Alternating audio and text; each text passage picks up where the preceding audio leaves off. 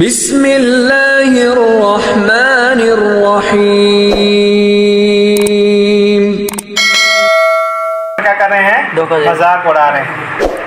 تو ان کی مذاق کی کیا سزا ملے گی؟ ان کو اللہ تعالیٰ نے ان کو ڈھیل دی ہے دنیا میں، آخر دنیا کے اندر ڈھیل دی ہوئی ہے۔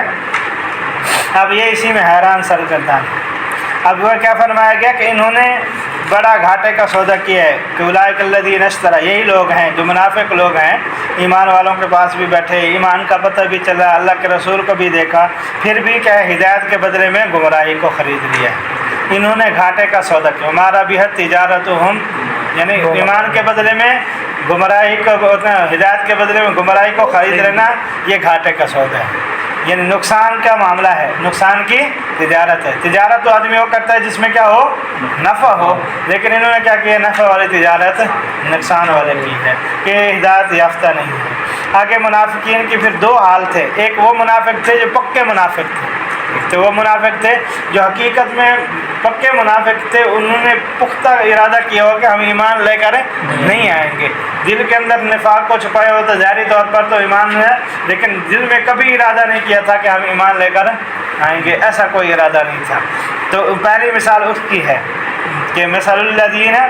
کہ ان لوگوں کی مثال ان کی ہے، ایسی مثال ہے کہ اس آگ کی طرح ہے کہ ایک آدمی نے آگ بھڑکائی اور اس کی آگ نے اس کے ارد گرد کے ماحول کو کیا کر دیا، روشن کر دیا۔ یعنی اس نے آگ بھڑکائی، مطلب ہے کہ ایمان والوں کے ساتھ جا کر بیٹھ گئے، ایمان والوں کے ساتھ بیٹھ گئے، اللہ کے رسول کو پہچان لیا، ہدایت کو پہچان لیا، اس کے باوجود بھی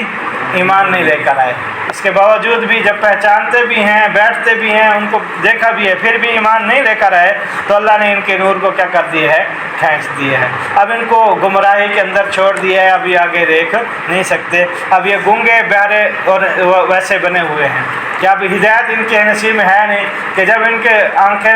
گونگے ہیں کہ ہدایت کو بول ہی نہیں سکتے، بہرے ہیں ہدایت کو سن ہی نہیں سکتے، اندھے ہیں کہ ہدایت کی راہیں دیکھ ہی نہیں سکتے، تو یہ ہدایت پر لوٹ ہی نہیں سکتے۔ یہ پکے منافقین ہیں جنہوں نے ارادہ کیا کہ ایمان نہیں رہ کر آئیں۔ اور دوسری مثال ان منافقین کی ہے جو ڈگمگ تھے، متردد تھے، یعنی کبھی ایمان لے کر آتے تھے، پھر اندر سے اوپر سے تو مسلمان تھے، اندر سے کیا ہو جاتے تھے، پھر کافر ہو جاتے، یعنی ایسے تھے کہ جب ان کو کہیں نفع حاصل ہوتا، جب مال غنیمت تقسیم ہو رہا تھا تو بھاگ کے مسلمانوں کے پاس آ جاتے، ہم تمہارے ساتھ ہیں، ہمیں بھی کچھ نہ کچھ کیا کیا جائے، ایمان والے ہیں، تمہارے بھائی ہیں، ہمیں کیا کریں، حصہ دیں۔ اور جب کیا ہو جاتا، نقصان آ جاتا، جنگ کے لیے بلایا جاتا، پھر مزید کیا کر دیتے، آگے آیت ہے عذر پیش کرتے، ہمارے گھر اکیلے ہیں، ہماری بیویاں پریشان ہیں، فلاں بیمار ہے، فلاں فلاں کیا ہے، عذر کرتے۔ تو جب اپنا نفع ہوتا تو دوڑ کے آ جاتے، جب کیا ہوتا، جب مصیبت آتی، پریشانی آتی، تو پھر یہ بھاگ جاتے۔ تو یہ ایسے منافق تھے کہ ایمان لانے پر لے کر آتے تھے، پھر کیا ہو جاتے تھے، کفر کی طرف لوٹ جاتے تھے، یعنی حقیقی طور پر متردد تھے کہ کبھی ایمان لے آئیں لیکن ایمان لاتے نہیں تھے۔ بعض روایت میں ہے کہ آپ علیہ السلام کے دور کے اندر دو آدمی منافق دوڑ کے چلے گئے کہ ہم کافروں کے پاس چلے جائیں گے، ایمان والے تھے، یعنی ظاہری طور پر ایمان لائے تھے، دوڑ کر چلے گئے، تو راستے کے اندر کیا ہوا کہ سخت بجلی آئی، کڑک آئی، بارش ہوئی، جیسے مثال دی جا رہی ہے نا کہ آسمان سے بارش ہوئی کہ اس کے اندھیرا بھی تھا، اور جب جیسے گرج آتی تو اپنے کانوں میں کیا کر لیتے، انگلیاں دے دیتے، اور جب تھوڑی سی روشنی، اب ویسے اب دیکھیں عرب کے اندر تو صحرا ہیں، جب تھوڑی سی بارش کڑکتی، بجلی کڑکتی، روشنی ہوتی تو چل پڑتے تھے، اور جب بجلی ختم ہوتی پھر رک جاتے تھے۔ ایک تو ان لوگوں کی کہ ان آیت کا مصداق وہ دو لوگ تھے کہ جب واپس آئے تو پھر آپ علیہ السلام کی مجلس میں آئے اور پورا واقعہ سنا کہ ہم اس مقصد کے لیے جا رہے تھے، لیکن یہ چیز دیکھ کر ہم پھر واپس آئے، اور پھر وہ پکے مسلمان ہو گئے تھے۔ لیکن پھر اس آیت کو ان کے لیے ضرب و مثل بنا لیا گیا کہ بعض منافقین کیا ہیں، ایسے ہیں کہ جب ان کو کوئی مقاصد ہوتے ہیں تو پھر تو ایمان والوں کی طرف رجوع کر لیتے ہیں، مسلمانوں کے پاس آ کر بیٹھ جاتے ہیں، اور جب کبھی مسائل پریشانیاں آتی ہیں تو پھر بھاگ جاتے ہیں۔ تو یہ مثال دے دی آگے دوسری اس کی